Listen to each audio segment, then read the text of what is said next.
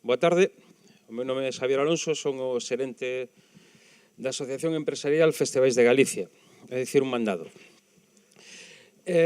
Antes de comenzar, bueno, pois primeiramente quero agradecerlle á Deputación de Ourense e á ICC Week por darnos esta oportunidade de ter unha pequena charla, de falar, vou facer como galloso, vou poñer aquí como galloso, e de falarvos, bueno, de que somos, que facemos, en que proxectos andamos, pero tamén me gustaría, se queredes, que me interrumpades, que me preguntedes.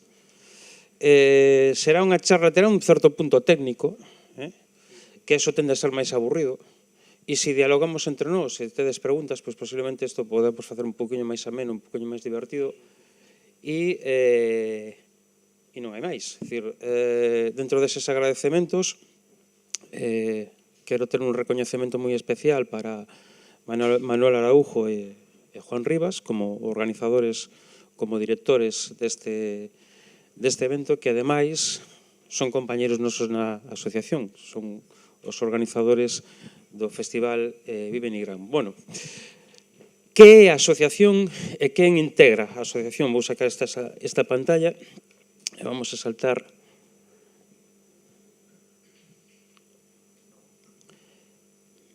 Vamos a saltar porque vamos a ver algunha cousa aquí, en concreto un documento que vos traio tamén en formato impreso. Que é a asociación, por que se constitúe e quen a integra, cales son os seus obxectivos. Bueno, a asociación é unha asociación empresarial. Isto quere dicir que constituímos a asociación non conforme a lei orgánica de liberdade de asociación, que é a que normalmente acude toda a xente, senón que a constituímos como unha asociación ao amparo da lei de liberdade sindical. É dicir, non somos un sindicato á inversa. As patronais e os sindicatos están reguladas pola mesma lei, se constitúen da mesma forma e existen unha serie de requisitos, basicamente que sexan empresas que teñan empregados. Por que? Por que escollemos esta forma? Bueno, esta forma escóllese, primeiro, porque hai toda unha serie de ventaxas legislativas, tanto a nivel estatal como a nivel europeo, tamén a nivel autonómico, que nos permite constituirnos como interlocutores a todos os efectos diante das administracións públicas para regular o sector. Neste caso, un sector concreto que é dun tipo de espectáculos que están florecendo moito, que se están estendendo moito, que están crecendo moito, que son os festivais, e que temos unhas problemáticas e unhas particularidades concretas que entendemos que é necesario defender. E por outra parte, e isto non é menor, porque nos dá poder de negociación colectiva. É dicir, nós temos a capacidade legal de sentarnos con sindicatos a negociar convenios colectivos que, bueno, máis ou menos sabedes todos o que é, pero que permiten que se regulen as relacións entre traballadores e empresarios. E a nós isto nos parece moi importante. De feito, acaba de constituirse unha asociación de técnicos que está vendo, porque hai moitos autónomos entre eles e os autónomos non se poden sindicar, pero están vendo precisamente como constituirse como sindicato para ser a nosa contraparte. E entre todos, porque aínda que un convenio, digamos, que está para resolver conflitos e para dirimir conflitos, e moitas veces as negociacións de convenios son moi conflictivas, non ten por que ser así. O que podemos facer unha e outra parte é precisamente poñernos de acordo, determinar intereses comuns e leválos a un instrumento normativo como un convenio colectivo. Xa existe un en Galicia, foi o primeiro que se fixo a nivel español relativo a todo o personal non artístico dos espectáculos. Regulamos todo tipo de espectáculos, moi principalmente os espectáculos musicais, que foi o convenio colectivo que hai, se non recordo mal, xa 7 anos, no 2012, asinou pola parte empresarial a Asociación Galega de Empresas Musicais e todos os sindicatos que conforman, digamos, o ámbito sindical galego, é dicir, CIGA, UST, Comisións Obreiras, que incluen a inmensa maioría da representación sindical en Galicia. Foi unha negociación longa, non foi fácil, pero sí, e isto vos lo podo dicir, foi unha negociación leal e moi productiva, é dicir, feita nun moi bo ambiente de colaboración e deu como resultado un convenio colectivo, bueno, xa agora vello, xa agora necesita actualización, xa agora necesita algún retoque, pasalo polo taller e darlle unha man a chapa e a pintura, posiblemente retocar un pouco o motor, non? Se vale a comparación, pero no seu momento foi un instrumento moi útil e que ademais creo que, ou polo menos quero pensar, que protexeu en grande medida o sector da produción en Galicia respecto de determinadas intromisións de empresas de outros lugares que viñan tirando as condicións dos traballadores. Bueno, isto, como eu digo, é se cadra o elemento máis importante de por que nos constituímos como asociación empresarial. A segunda é que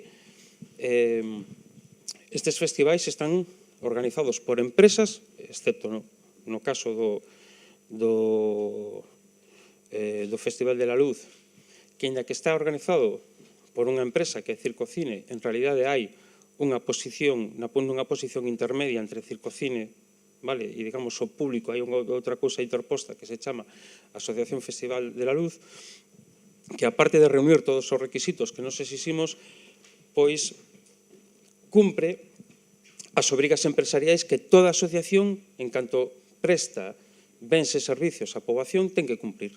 É dicir, por o feito de sermos unha asociación ou sermos unha fundación ou incluso sermos unha administración pública, estamos, se acaso, deixando un pouquiño de lado as administracións públicas, estamos todos obrigados exactamente pola mesma legislación. E a legislación nos obriga, diante do público, a comportarnos como empresas. Vendamos ou non vendamos entradas, vendamos ou non vendamos camisetas, vendamos ou non vendamos cervezas, aguas, etcétera, etcétera. Como vos dicía, estes son os elementos primordiais. Quen se reúne nesta asociación? Pois decidiron reunirse nesta asociación, de momento, 9 festivais. Aquí temos 8, porque o último incorporouse nesta mesma semana. Os festivais son da provincia de Pontevedra, son o Vive Nigrán, son o Sinsal, son Estrella Galicia, o que se fai na Illa de San Simón, e o Atlantic Fest, e o Revenidas, o Son Rías Baixas, agora tamén o Superboc Underfest, que se fai en Vigo. Da Coruña temos o UOS, Son Estrella Galicia, Festival de la Luz, como vos dicía, e quédanos a medio cabalo entre Lugo e Ourense, un festival pequeno, pero que vai medrando e que ten a súa singularidade, que é o 17 graus Ribeira Sacra, que se fai en varios concellos da Ribeira Sacra. Que pretendemos? O que pretende esta asociación conseguir? Fundamentalmente articular o sector e fundamentalmente entender que posición ocupamos diante da sociedade, que obrigas temos e como podemos facer, fundamentalmente, primeiro, que o negocio, que a actividade das empresas que fan o festival sexa sostible, que os artistas teñan as mellores condicións posibles, que os traballadores que están dentro dos festivais teñan as mellores condicións posibles, que o público asista a espectáculos que non só sexan do seu agrado, que non só que vayan porque está o músico tal ou a banda tal que me gusta moito, ou porque se fan unha serie de cousas que me parecen moi divertidas e que me vou pasar un fin de semana moi bo. De feito, os motivos polos que a xente acude a un festival incluso son bastante máis variados que ir simplemente a escoitar música. Non só eso, sino que ademais sexa un entorno seguro, non a xente que vaya a un festival vai a unha actividade de lecer, vai pasalo ben, quere pasalo ben. É antitético a eso, vai contra esa filosofía de ofrecer un momento de lecer, tamén de cultura, e o mellor incluso obxectivos bastante máis elevados, pero fundamentalmente lecer. Bueno, pois é antitético ao lecer que se produce un accidente. É dicir, que se trunque ese lecer, que se trunque ese pasalo ben con algo tan desagradable como un accidente que poida provocar danos persoais ou, xa non pensemos, en algo moito peor. Que sexan sostibles, financeiramente, que sexan sostibles ambientalmente, que sexan sostibles socialmente, integrados co territorio, que sexan capaces tamén de atraer riqueza ao territorio, que sexan sostibles na integración de todas as persoas que asisten aos eventos. Estamos pensando en como se integran as mulleres, non só é unha demanda social percibida polas mulleres, sino que tamén as percibimos moitos homes. É dicir, non pode ser que a metade da poboación sufra, ou máis da metade da poboación sufra ao máis mínimo atisbo de discriminación. Entón, é importante que as mulleres se sintan acollidas, seguras e que poidan ir a un festival sin ter o clásico mamarracho, se me permitides a expresión, en riba delas constantemente. Entón, como intervir neso sin criminalizar ou sin poñer o foco en riba da persoa afectada, é dicir, como facelo discretamente e sacarlle o problema de enriba que poida seguir disfrutando. Como integramos as persoas con discapacidade? Moitas veces os festivais son complicados para as persoas que teñen algún tipo de mobilidade reducida, que teñen algún tipo de dificultade na visión. É moi difícil integralos e, polo tanto, é importante ver como os podemos integrar. E me queda xa ningunha sostenibilidade máis, creo.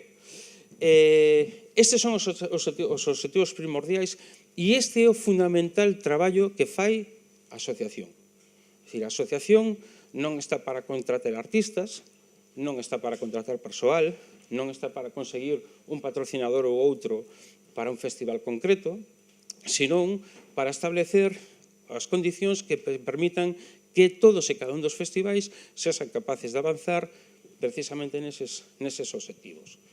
E as liñas de traballo fundamentais que estamos levando a cabo son dúas. Por unha parte, nos parece moi importante a formación.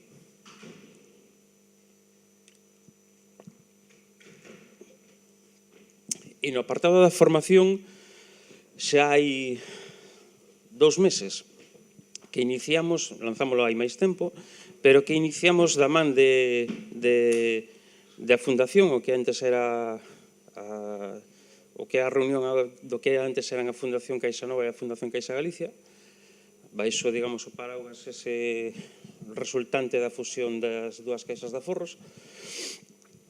Pois da man da Fundación, eles acaban de constituir a OESIDE, o que era a antiga Escola de Negocios de Caixa Nova, acaba de constituir como universidade e dende hai moitos anos é un prestigiado centro de formación superior en Galicia e estamos desenvolvendo con eles un programa de formación en xestión de festivais.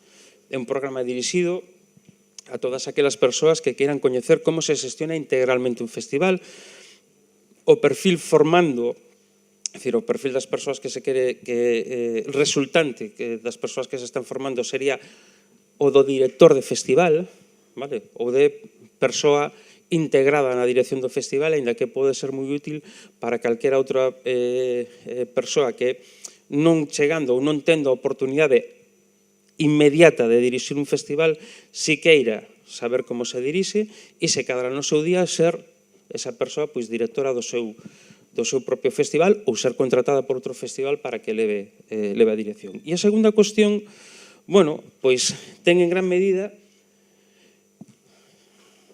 que ver con esta charla, que é este manual. Este manual que poderedes descargar, vou facer a ruta para que poidades ver.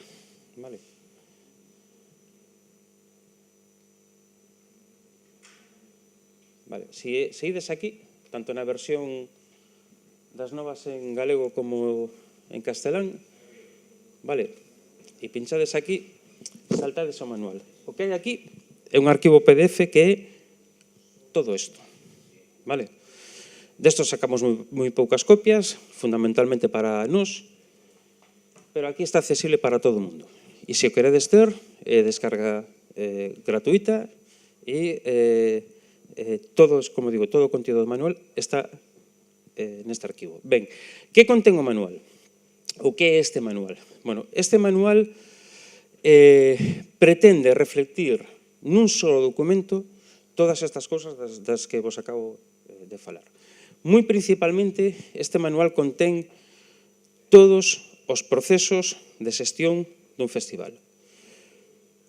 Ten, ademais, como se xestiona a prevención dos riscos laborais no festival, ten unha serie de indicacións sobre sostenibilidade, bueno, da que falaba antes, a financeira, a ambiental, a relativa ás persoas, e despois ten unha parte de legislación onde fundamentalmente ten un compendio de toda a normativa que pode afectar normalmente a un festival, entendido como, a ver se o explico ben, digamos que pode haber algún festival que necesite implementar toda a normativa que ten este manual, vale? No entendido de que quen pode o máis, pode o menos, é dicir, que se tes un festival máis pequeno, pois en vez de aplicar as 70 e tantas normas que temos detectadas, pois o mellor tens que aplicar 40 ou 30 ou 20, vale? Un festival moi pequeniño, pois se lle afectarán moi poucas desas normas, pero aí intentamos recopilalas todas e algunha delas ten algunha indicación ou algún recordatorio especial a ter en conta. Ademais, ten algunha distinción conceptual de distintos tipos de documentos que debemos empregar ou non a hora de xestionar un festival, e ademais ten o esquema e o modelo de solicitude, de autorización municipal para realizar un festival.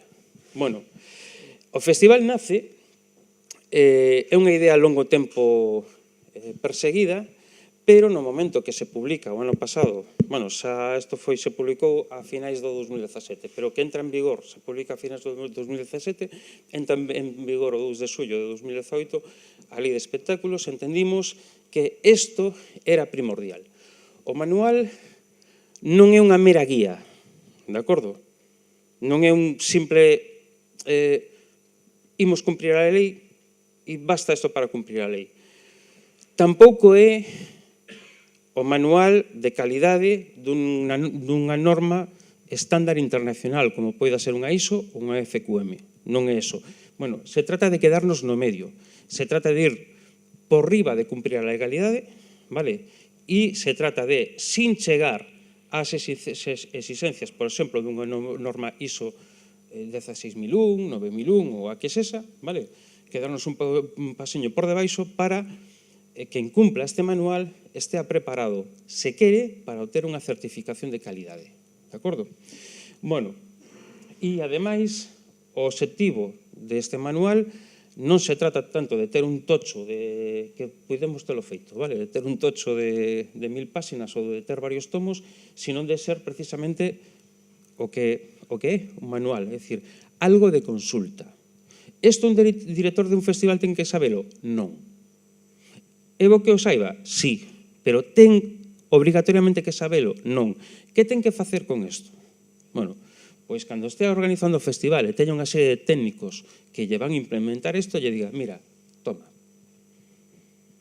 e repasa. Traballaches algunha vez nun festival? Non, toma. Non, é que traballei en Citroën, está ben. Para traballar nun festival, o que sabes en Citroën, o adaptas ao festival con este manual. E este é o objetivo deste manual. Podería estar falando moito tempo del, e sobre todo podería estar falando moito tempo de normativa, pero non temos demasiado tempo. De feito, outro día, solo coa parte legal estuve en 8 horas, vale? Non vamos a facer eso e non vamos a chegar a eso.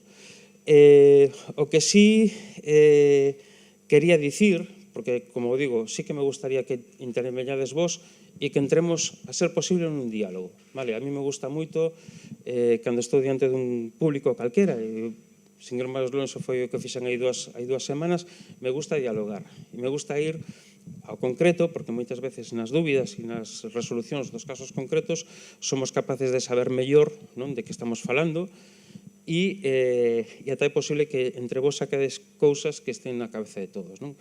Bueno, para ir rematando con esta parte de exposición e intentar que todos falemos en conxunto. Non temos moita máis pretensión. Vale? Despois, obviamente, como calquera asociación ou como calquer outro colectivo, fai lobby, intenta, obviamente, expoñer ante as administracións públicas cales son os seus intereses e intenta conseguilos. Vale? Entendemos que esta forma de producir festivais e esta forma de organizarse é beneficiosa para a sociedade e é beneficiosa para todos aqueles que queren entrar na produción de festivais. É dicir, creemos que a xente que produce un festival ten dereito a vivir delo, vale? Ten dereito a formar o seu proxecto profesional e o seu proxecto vital a través dun negocio como este, que non é malo, porque na cultura católica e na cultura de tradición do dereito romano cóstanos moito relacionar ocio, cultura con diñeiro. Este é un problema que non teñen para nada os protestantes sin ser os anglosaxóns. A nos cóstanos, bueno, pois entendemos que todos os que facemos estas cousas temos dereito a vivir delo, a vivir honestamente, a vivir exactamente igual que un panadeiro, que un fontaneiro ou que un señor que monta un taller de reparación de coches, e que todo o personal, sexan artistas, sexan técnicos que traballan nestas producións, tamén teñen dereito a vivir con dignidade da súa profesión. Creo que non hai cousa máis triste. Outro día falaba, non vou dicir o nome, pero falaba con un artista bastante relevante do ámbito do folk, que viviu, como sabedes, hai 2 décadas un importante esplendor, me dicía, agora mesmo en Galicia, músicos que nos dediquemos exclusivamente á música e non obteñamos ingresos de ninguna parte máis, debemos quedar como 15 persoas, 15 músicos e músicas exclusivamente nunha poboación de casi 3 millóns de habitantes poden dicir que viven dignamente da súa profesión. E é triste. Entón, a nosa loita, vale? A nosa loita é conseguir que o sector do espectáculo dea para todos, dea de forma ordenada, vale? Aquí cabemos moitos máis, eso sí, cunha serie de requisitos, está na nosa página web, pero caben moitos máis, todos os que queiran entrar, benvidos sexan, vale? E, sobre todo, bueno, esteamos trabucados ou non, o tempo dirá. O que sí temos claro é que este é o noso camiño e que vamos a traballar arreo por conseguir precisamente os obxectivos que, como digo, temos publicados, que vos resumín agora, e nada máis. Me gustaría saber cantos de vos que non pertenzades a Festivais de Galicia tendes algún festival, e se tedes algún enquedanza, algunha cousa que comentar, ou simplemente, bueno, xa que de paso vos lo digo, son abogados, se tedes tamén algunha cuestión sobre a tan traída, elevada ali de espectáculos e demais, pois tamén podemos resolver unha dúbida sobre eso. E, de momento, nada máis. Grazas.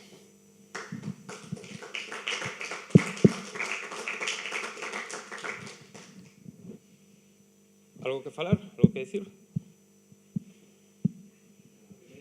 Sí. Cantos producides un festival? Cantos ou producides espectáculos dos que estades aquí? Porque de ali xa sei. Vale. No, este non, que este coñece de sobra. Aquel de lá atrás. Boas tardes a todos. Eu, así dudas, máis ou menos, lle botaron un ollo ao PDF e non... O único é o tema dos requisitos que sí que non encontrei o botón para mirar. Vamos a buscalo. Mírame aí. É pouco máis. Pareceme unha boa iniciativa e creo que é fundamental a día de hoxe. Ti que faz? Eu fago aquí Ourenroa. Ourenroa. Bueno, chamalasme, creo. Sí, creo que Non? non ou por... Sí, creo que sí. Bueno, deso xa falaremos noutro momento, pero... Sí. Unha pregunta. Me escoitades ben sin micro? Sí, ó. Si non... é polas... Xa, vale, entón manteño. Non, é que me sinto moito máis cómodo. De feito, estou casi máis preocupado de mantelo aquí que de falar, non? A ver, supoño... Vouche fazer a ti as preguntas, se me permites. Vale.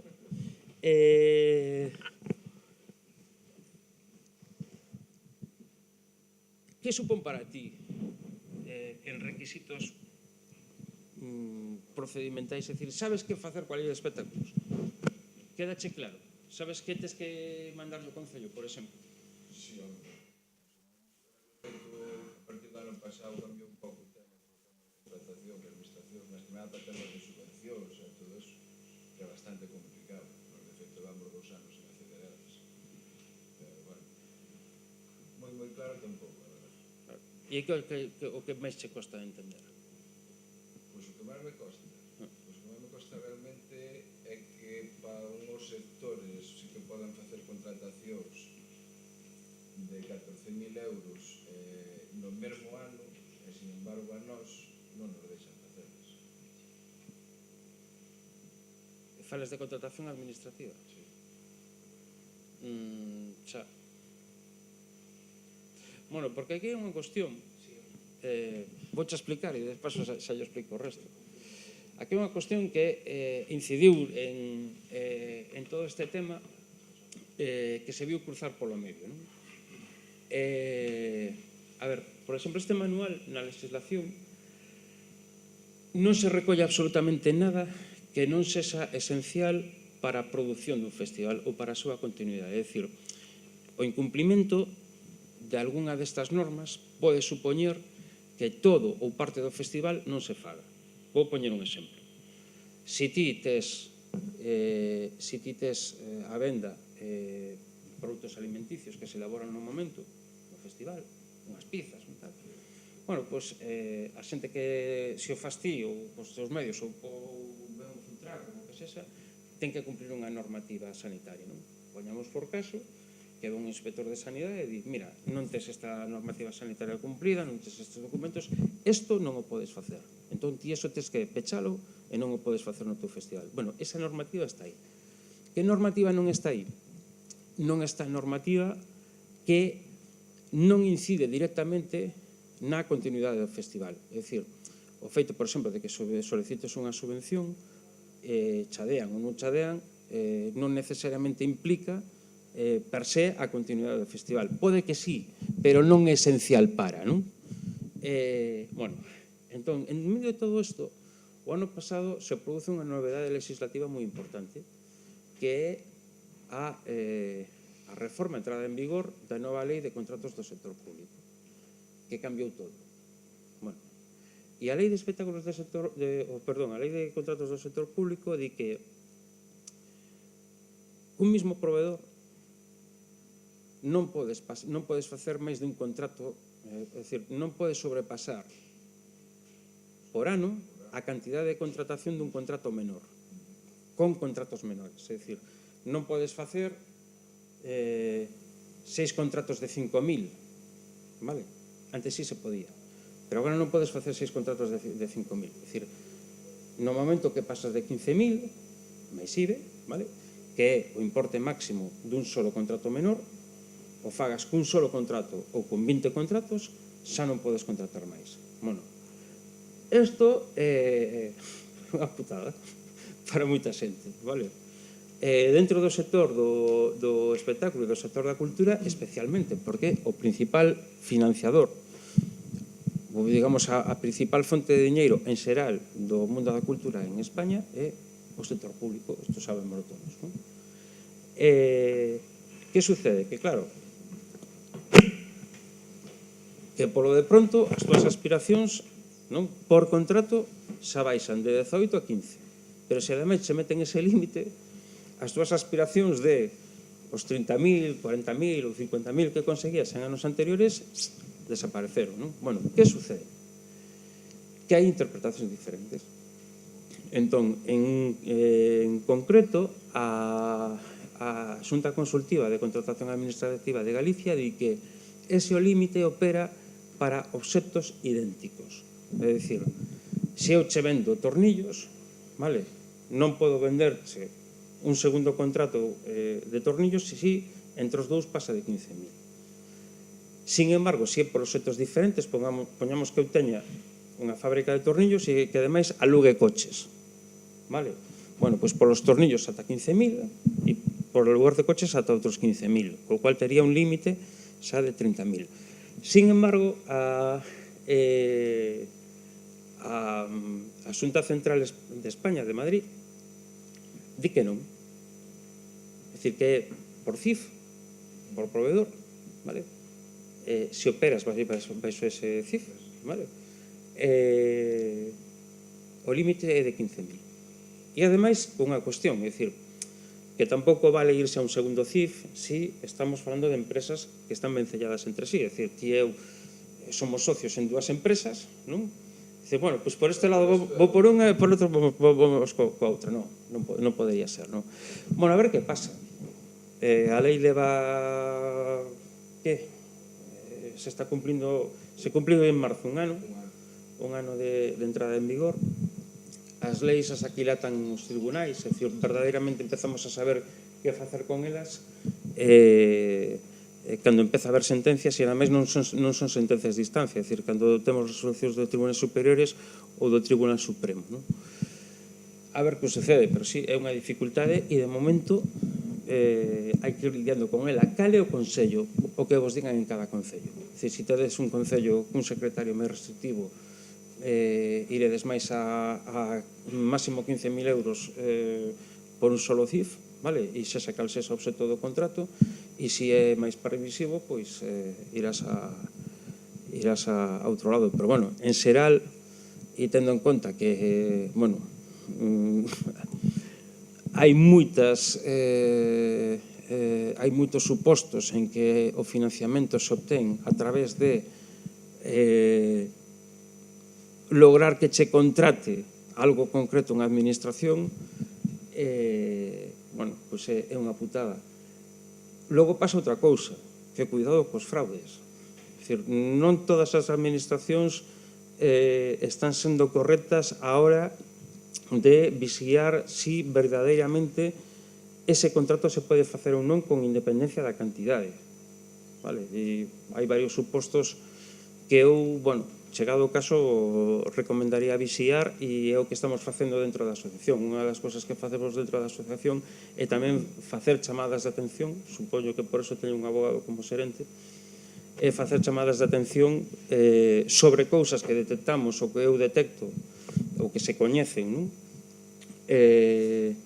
Ao resto dos asociados, é dicir, nenos, isto que estades facendo, ou se estades facendo isto pode ser ilegal. Avisados quedades, logo cada un que faga o que queira, vale? Pero avisados polo menos están. E logo, bueno, tamén hai consultas, hai moitas consultas por parte dos asociados, non digo que a diario, pero con unha frecuencia moi elevada, na que plantexan non exclusivamente casos de que este non me pagou ou cousas polo estilo, sino cuestións que teñen que ver pois con a aplicación da legalidade pura e dura, se nos estamos metendo ou non en terreo penal, en terreo de infracción administrativa, etcétera, etcétera, é dicir, de saber pois por onde se camiña e para que, bueno, pois polo menos cada un saiba a que se enfrenta en función de que faga.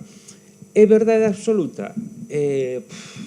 Non sempre, pero, e isto sí que o quería dicir, e para todos aqueles que algún día vos metades en produción de espectáculos, si vos quero dicir unha cousa que é importante, e deixadme de ver, que senón se me seca a boca.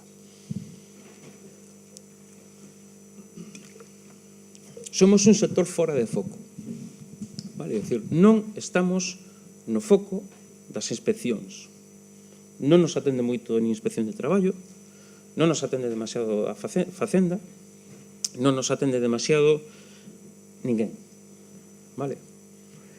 Eu as reunións que tuve últimamente con algún responsable de inspección de traballo, estuve co fiscal superior de Galicia e demais, me veña dicindo non sabemos moi ben onde ubicarvos, vale? Nin que facer, nin como axudarvos, nin como castigarvos tampouco, é dicir, si a cousa tal, é dicir, puntualmente facemos en algún sitio, algunha actuación, tal e cual, pero non sabemos. Bueno, isto, en certa medida, parece que nos pode protexer, non? Pero é unha sensación falsa. E vos vou poñer un caso moi concreto que ainda estes días volveu a salir na prensa, que é o caso de Lito. Vale? E recordo nunha ocasión, nunha charla moi parecida a esta, que se me preguntaba, bueno, Lito estaba cometendo un fraude como a copa dun pino, clarísimo, como estaba facendo as cousas coas comisións de festas, o que lle mandaba facer as comisións de festas, e a pobre xente da comisión de festas que nin sabía, nin podía saber onde se estaba metendo, non? Entón me preguntaban se aquilo era legal, non? A miña resposta que lle din foi un pouco o que vos estou dicendo agora. Non, dicir, advertidos quedades. Lito daquela estaba en Aguén e eu que estaba en Aguén tamén. Tiña a mesma posición que agora nesta asociación.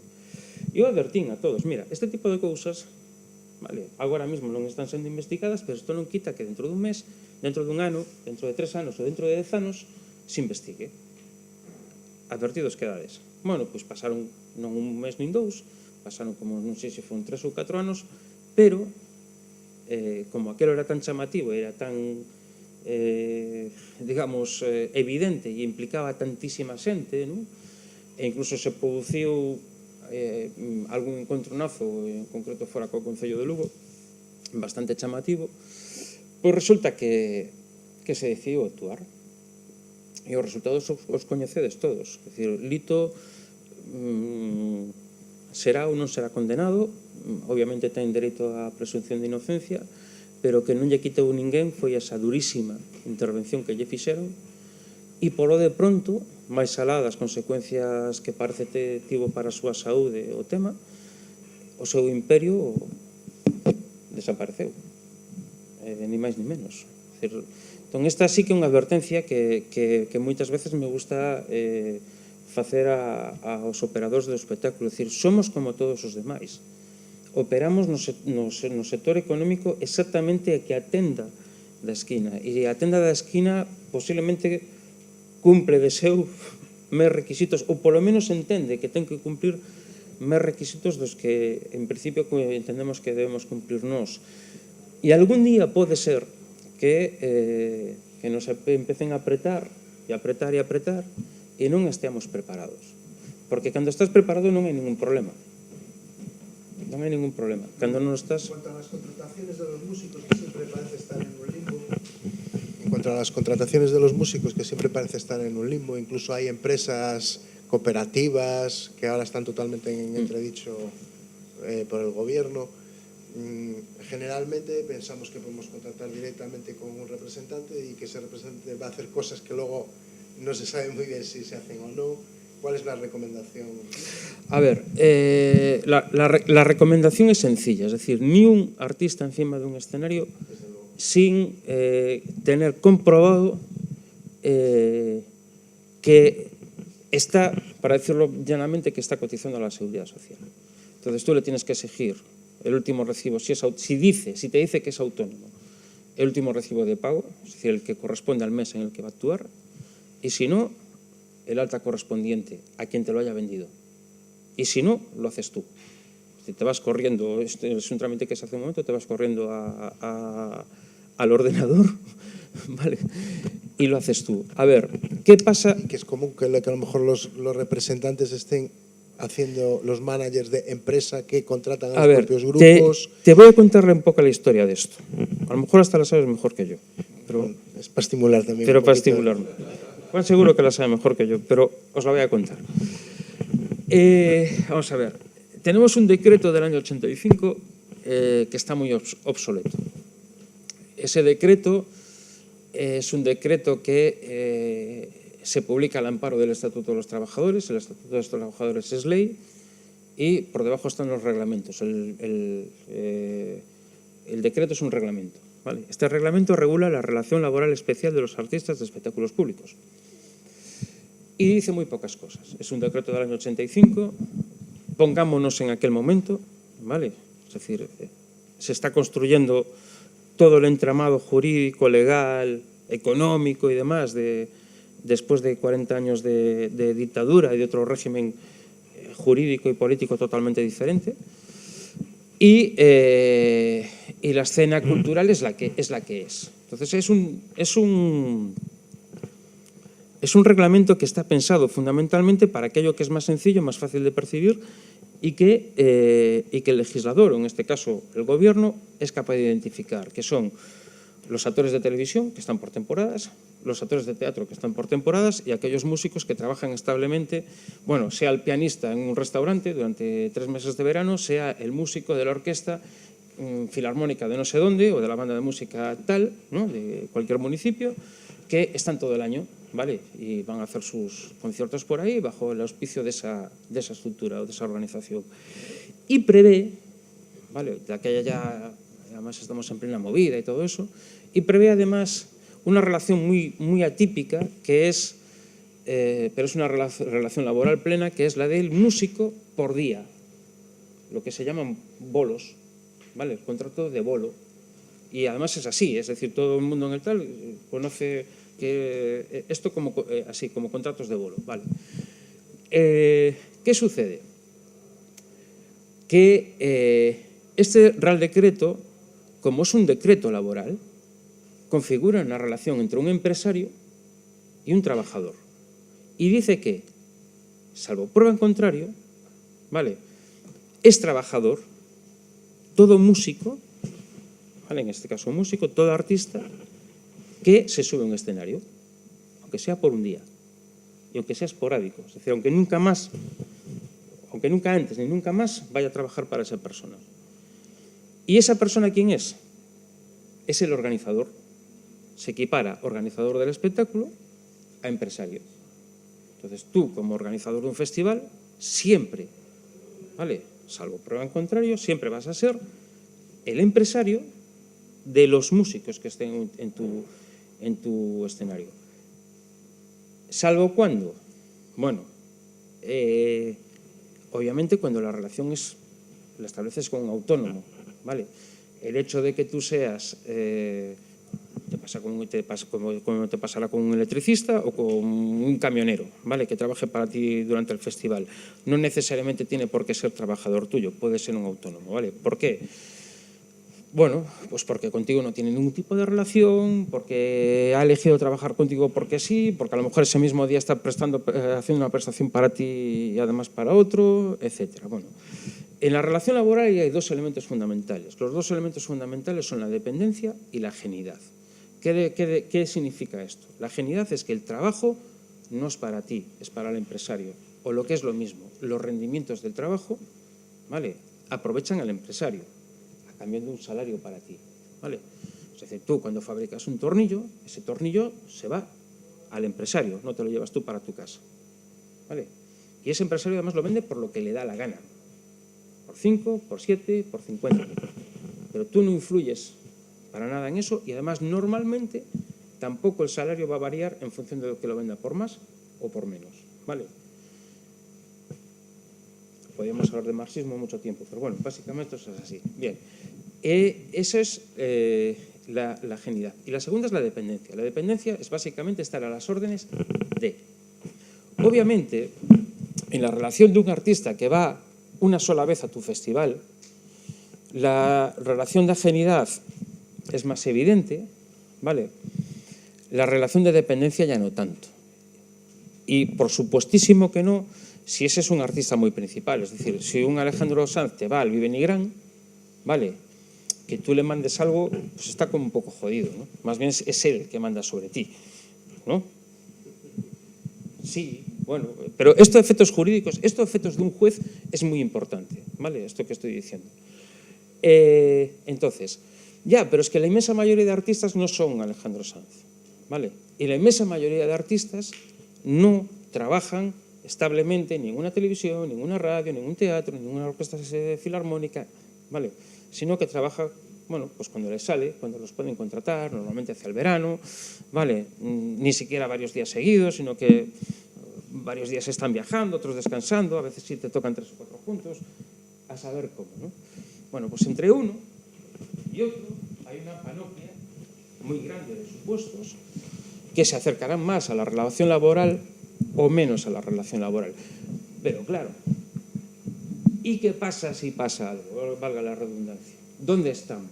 Bueno, pues es siempre importante ser más prudente que menos y entender que, salvo que haya un caso muy claro, ¿vale?, de absoluta ausencia de relación laboral, que entiendas que sí existe esa relación laboral y que te asegures como organizador de que esos artistas estén encima del escenario. Bueno, para esto, durante mucho tiempo, los managers entendieron que, como la mayor parte de las veces te contrata un concello o te contrata aquella comisión de fiestas que, válgame Dios, o sea, el presidente es el panadero y no le vayas a hablar tú de cómo hacer un puto TC, que no tiene ni idea, ¿no? Entonces, ni tiene por qué tenerla tampoco, ¿vale? Entonces, tenemos que hacer algo con esto porque si no, el 90% de las veces los artistas van a subir a escenarios sin estar asegurados. Y si pasa algo, ¿quién se hace cargo de esto? Y si se mata, porque un tema, o sea, en cuanto hay un accidente, los amigos acabaron, ¿de acuerdo?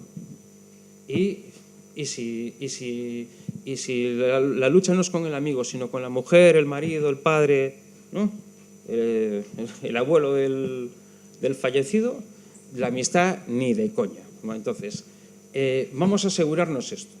Entonces, aquí en Galicia esto empezó a hacerlo Comisiones Obreras a través de lo que se llamaba el Sindicato Galego del Espectáculo.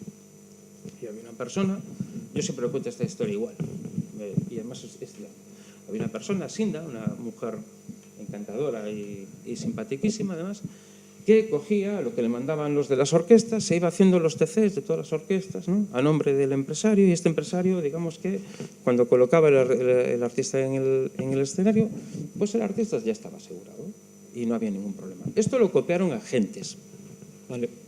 Lo copiaron en Galicia, esto empezó a hacer un Nordesía, pero luego lo hicieron muchos más, y por toda España lo hicieron muchos más, en los que los agentes se constituían en empresarios de los artistas para poder colocarlos en los escenarios.